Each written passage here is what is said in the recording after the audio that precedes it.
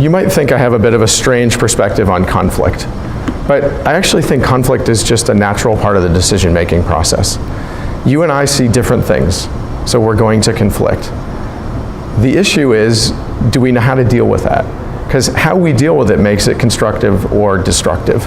And most of us never learned this, which is kind of amazing to me that we live in a world that's surrounded by conflicts at every level, at home, at work, and in the world around you, and very few of us ever learn how to deal with this productively. But when conflicts arise, people, what's the first word, when I say conflict, what's the first word that pops into your head? Confrontation. What? Disagreement. Okay, disagreement, resolution, you're on an outlier. What's that?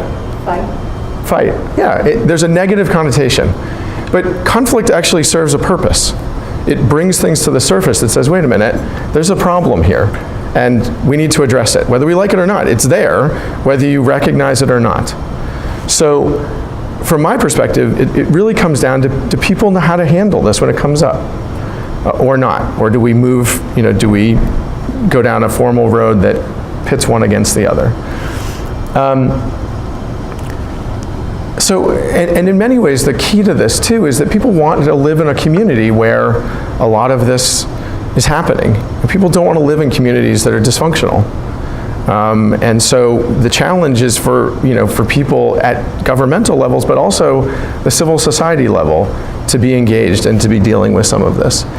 And I assume most of you are in different lines of work and professions, and I imagine that you've seen the cost of mismanaged conflict, not only in dollars, but in terms of reputation, in terms of the perceptions of communities, etc. And the skills that you have, it's interesting, when I go do trainings, I invariably have some people come up to me and say, this is really interesting for work, but now I understand why my teenager is doing what they're doing.